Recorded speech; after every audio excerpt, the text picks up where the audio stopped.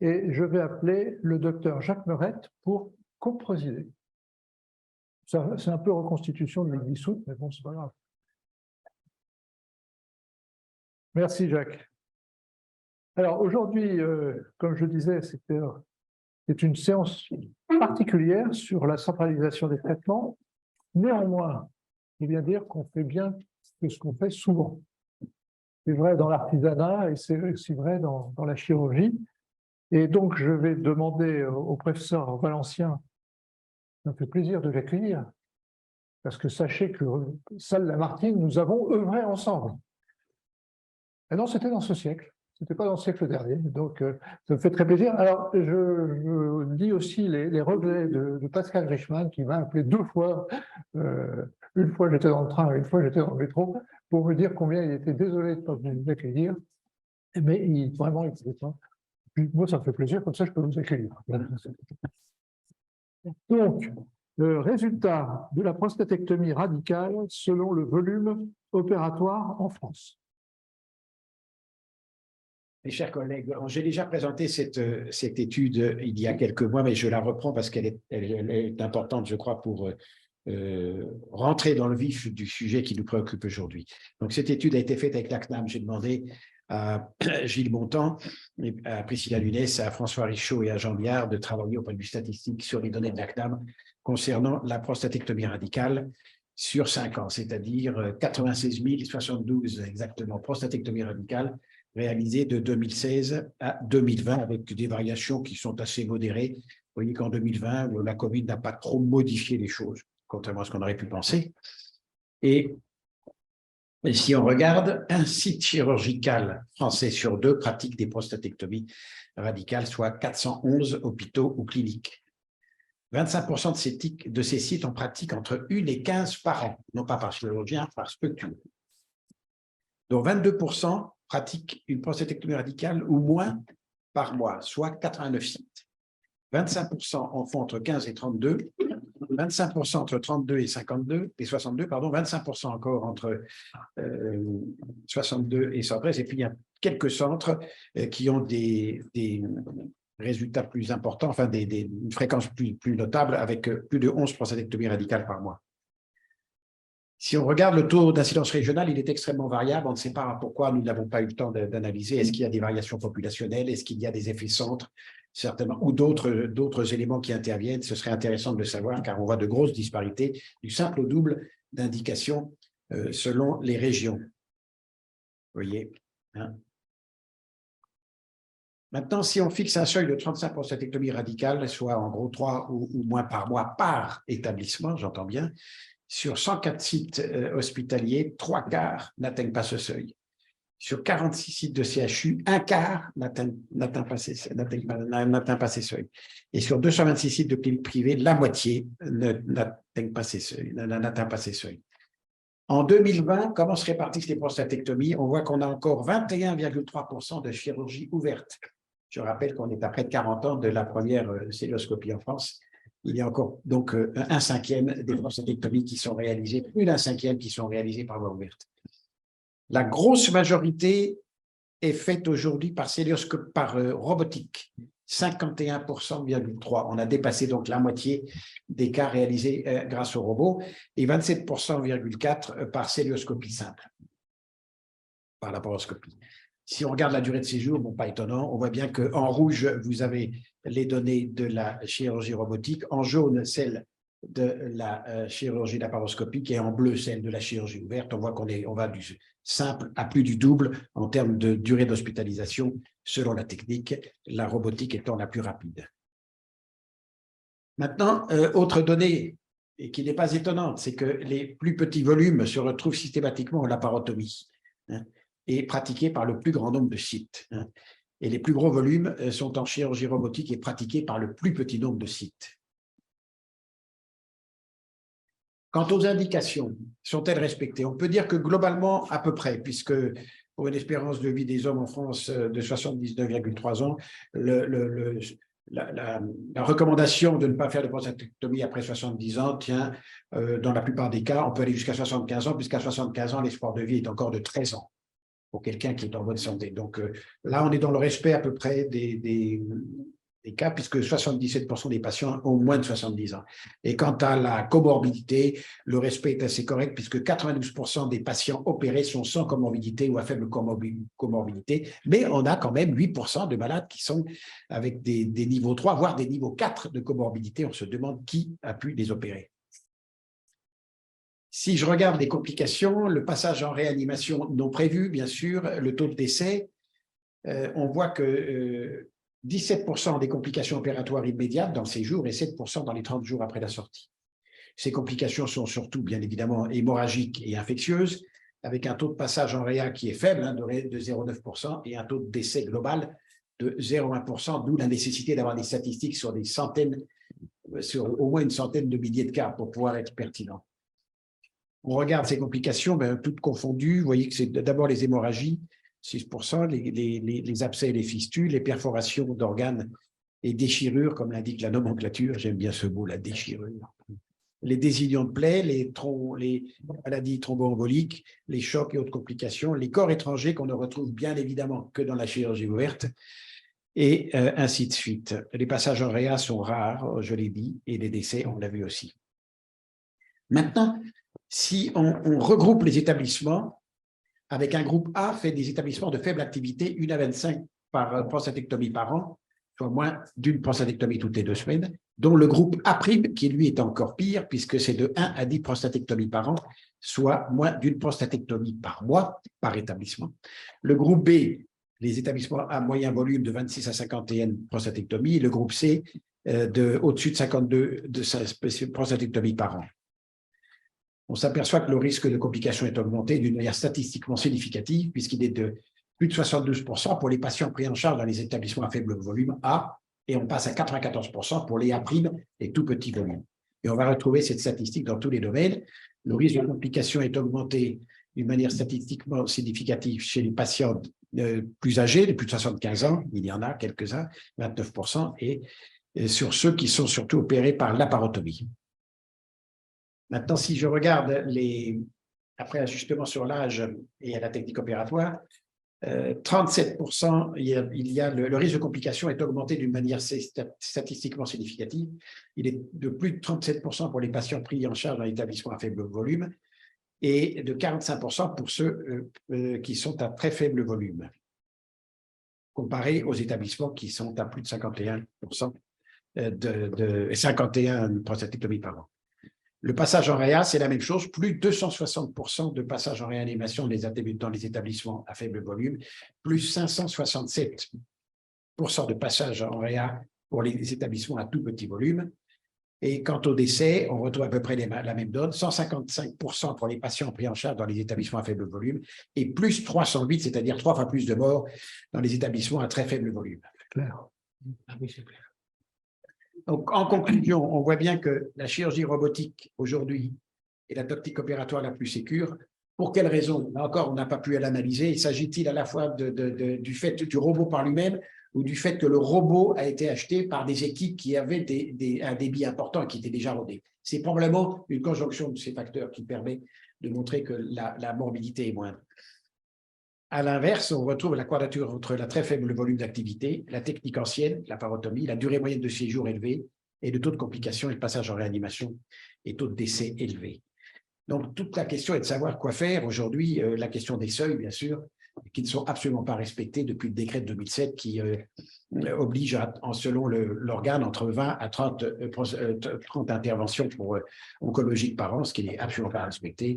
Et la pression, je dirais, la pression politique est très forte sur les élus pour garder les petits services de chirurgie, qui ne sont pas forcément, du reste, toujours dans des petits hôpitaux. Il y a des hôpitaux plus gros qui ont parfois des services de chirurgie qui ne tournent pas très bien. Et c'est le vrai débat, parce qu'aujourd'hui, qui pâtit de cette différence majeure? 3 fois plus de morts, c'est quand même lourd.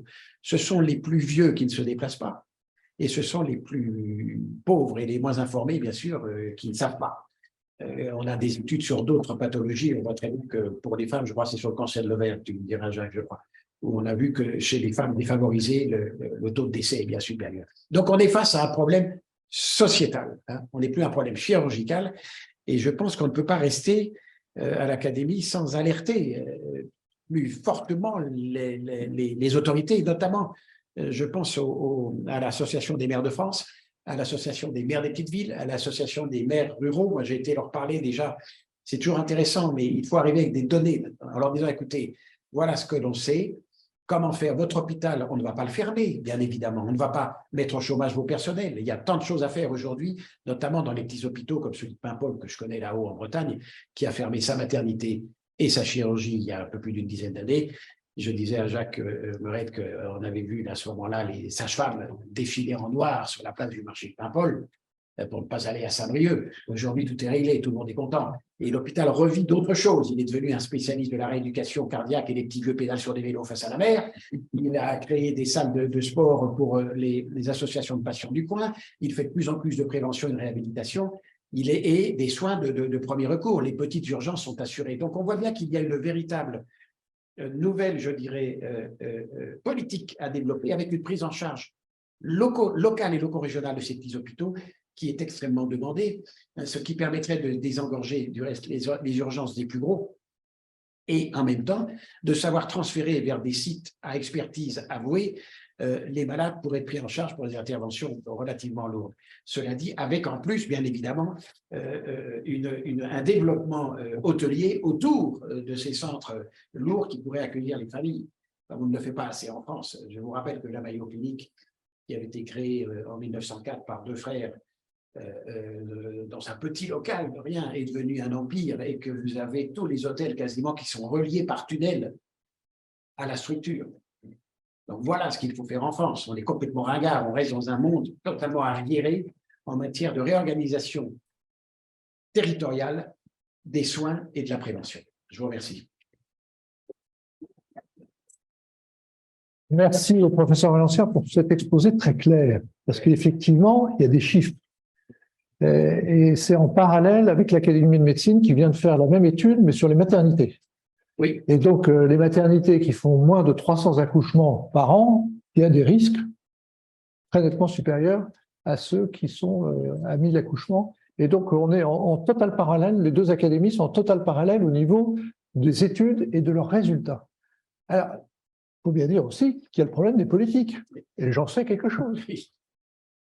J'ai eu dans ma circonscription une maternité qu'il a fallu fermer.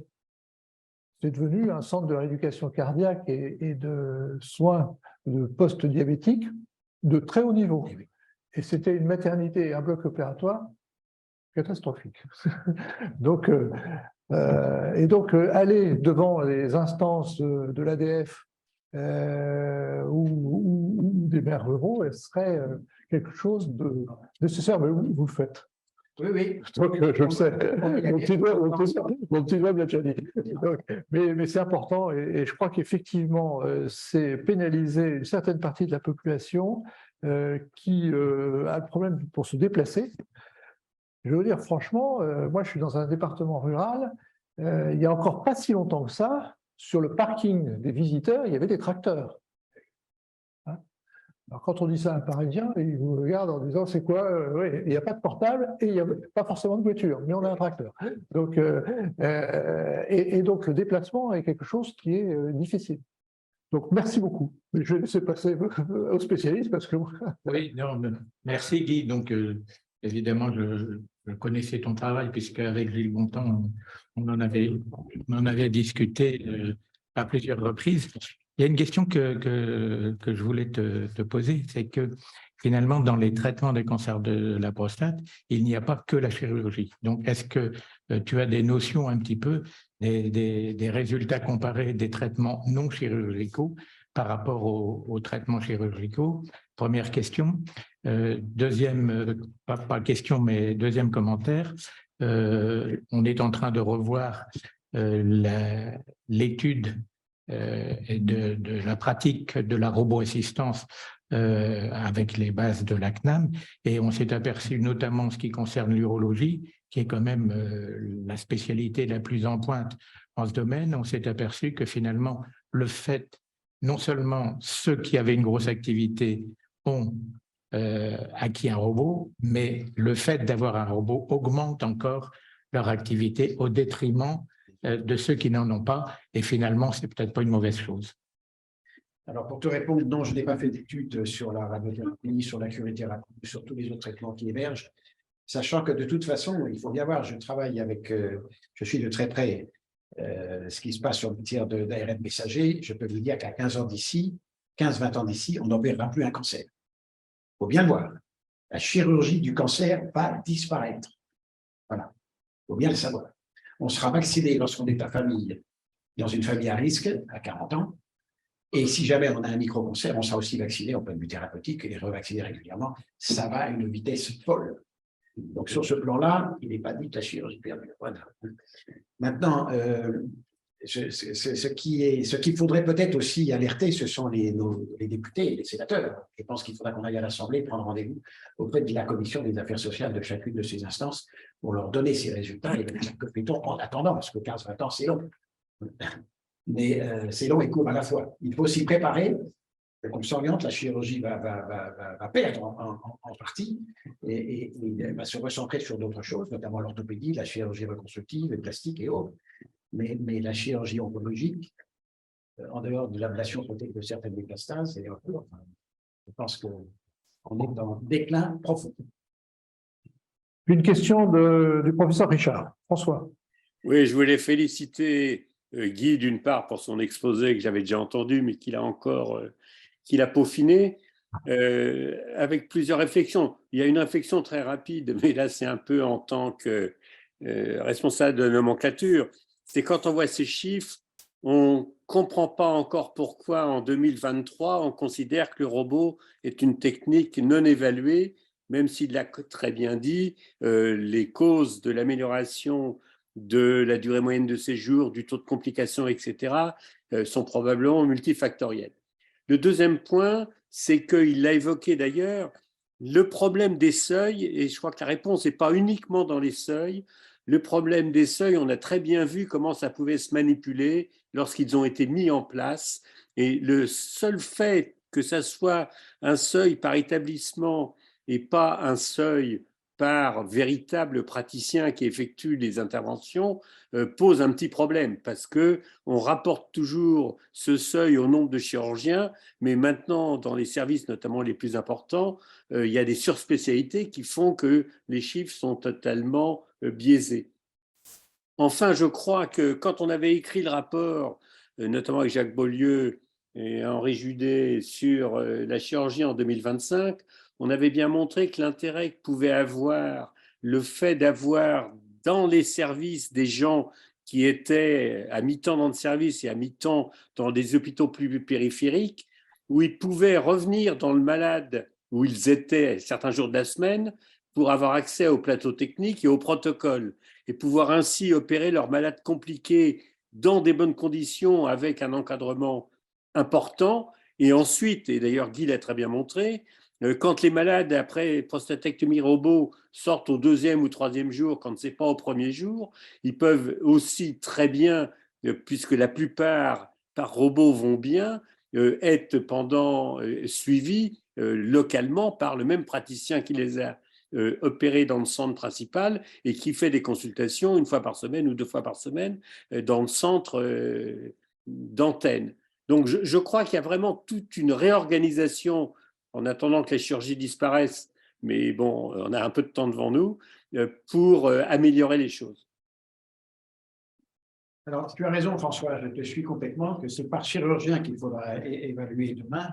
Mais c'est très difficile à faire comprendre à la communauté, hein, dans la mesure où nous n'avons qu'une obligation de moyens. Cette obligation de moyens était valable du temps où nous étions incapables de guérir les patients, mais aujourd'hui, avec la qualité des résultats que nous avons, nous devrons aller à l'obligation de résultat, quasiment, je le pense. Mais ça bouge quand même, parce que quand on voit les chirurgiens cardiaques et thoraciques qui, avec Epicard et Epitor, ont accepté à un taux supérieur à 90% de mettre tous leurs résultats en ligne de façon anonyme, mais les modérateurs savent qui est qui, on voit que les choses quand même bougent. Et quand on avait eu les discussions au ministère, à la DGOS, pour les autorisations, où on a réussi avec Olivier Gaulle-Brossonnière d'imposer les registres, on voit qu'il y avait quand même une majorité de gens qui commençaient à être favorables à ça. Alors, tout à fait, mais la question est que on reste, enfin, en France, l'évaluation est considérée comme une sanction. Aux États-Unis, en Angleterre, elle est considérée comme une promotion. Allez, vieux, tu vas faire mieux, et c'est comme ça que ça se passe. Et dans le service, on a fait cette étude il y a quelques années. On avait repris 4 critères tout à fait simples et imparables. C'est donc le taux de décès dans le séjour, le taux de reprise opératoire dans le séjour pour complications, le taux de passage en réanimation pour passage en complications ou dans un autre service de spécialité, et le taux de transfert dans un autre établissement pour complications. Et on a regardé, et en fait, chacun de nous avait un item qui était en dessous des autres. Et quand on a refait le bilan 6 mois plus tard, sur les mêmes questions, on s'est tous améliorés et dénaturés. Donc, c'est vertueux. Il n'y a pas besoin d'aller sanctionner, sauf si véritablement on a affaire à des bouchers, comme j'ai pu le voir quand même, en faisant quelques visites dans des hôpitaux, des petits hôpitaux du sud de la France, où il y avait des drames absolus, hein, alors que l'hôpital était validé par la HAS, certifié HAS avec juste circuit du linge à revoir, quand le chirurgien d'origine marocaine ayant été inscrit à 12 conseils de l'ordre différents. Ça veut dire que tous les ans, il changeait le conseil de l'ordre parce que ça n'allait pas. Et qu'il se retrouve dans un petit hôpital du sud de la France, dans les Cévennes, où sur 8 malades opérés du côlon à un âge, ils arrivaient tous en occlusion, alors ils les opéraient, ils faisaient effectivement une dérivation avant de les réopérer. Et donc, 1 mort, plus sur 8, plus 3 passages en réa lourd envoyés au CHU, dont un 2e mort. Ça, ce n'est plus admissible. Je pense que ce n'est plus admissible. Monsieur le secrétaire perpétuel, cher Hubert. Et que pense l'Association française d'urologie de tout ça? A-t-elle une position officielle? A-t-elle indiqué des directions? Alors, j'ai rencontré l'AFU, effectivement, le bureau de l'AFU. Je leur ai dit, voilà, de toute façon, que vous le vouliez ou non, on va sortir les chiffres. C'est le seul moyen. Il faut sortir les données et ensuite on s'assied. Et je pense qu'il faudra que l'AFU ou le CNP, je pense que c'est du rôle du CNP. La HAS ne fait pas son boulot. Je veux dire, ça fait des années qu'on avait commencé à travailler avec Anne-Marie Armentera sur le sujet. Et puis, quand on s'est retrouvé à l'Élysée, il n'a plus de temps. Et donc, tout a été laissé en friche. Je suis sidéré de voir la lourdeur de ce que fait la Haute Autorité de Santé, alors qu'à partir de 4 items que je viens de vous décrire, on peut déjà avoir une idée. On ne demande pas à savoir quelle est le meilleur. Ce qu'il faut, c'est supprimer les très mauvais. C'est tout. C'est ça notre point à la ligne. Et je trouve que la Haute Autorité ne fait pas son travail. Elle s'occupe des PREPS, des PROPS, elle est toute contente. Sur des questionnaires de 40 questions. Moi, je les ai faits, mais au bout de 10 questions, on arrête. Ce n'est pas du tout adapté aux malades. Car je pense qu'à terme, non seulement on aura besoin de ces items objectifs d'évaluation, plus envoyer par email un questionnaire que j'avais fait de 10 questions sur 5 sur la compréhension, 5 sur l'impuissance, envoyé directement aux malades et qui nous répondent toujours avec beaucoup d'intérêt. Et là, on voit ce que l'on fait, on voit comment les choses s'améliorent ou se dégradent. Donc, c'est à la fois une double évaluation qu'il faut entreprendre, objective et subjective. Quantifiant les Question.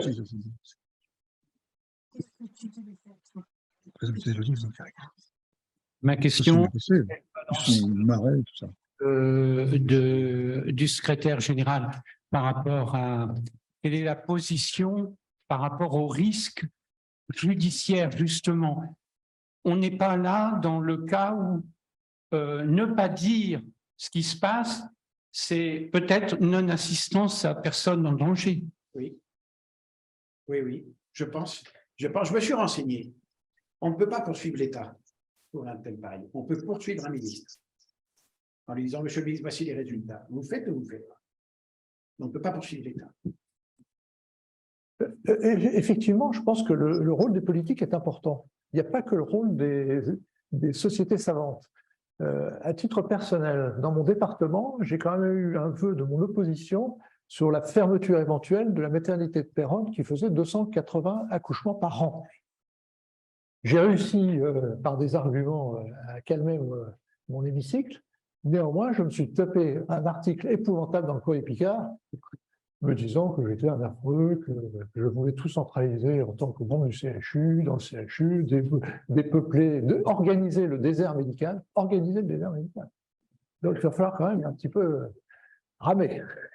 Oui, bien sûr. Alors, comme le disait François Richard, le problème des seuils est un peu compliqué aussi, parce que quand vous êtes à 299 sur 300, enfin, je ne parle pas des accouchements, parce que ce n'est pas vous qui les Non, mais 280, c'est moins d'un par jour, quoi. C'est ça. En opératoire, si vous êtes à 299 je ne sais pas pourquoi pas une sectorie, et que le seuil est à 300, vous allez pousser l'indication pour aboutir au chiffre, au bon résultat. C'est le danger des seuils.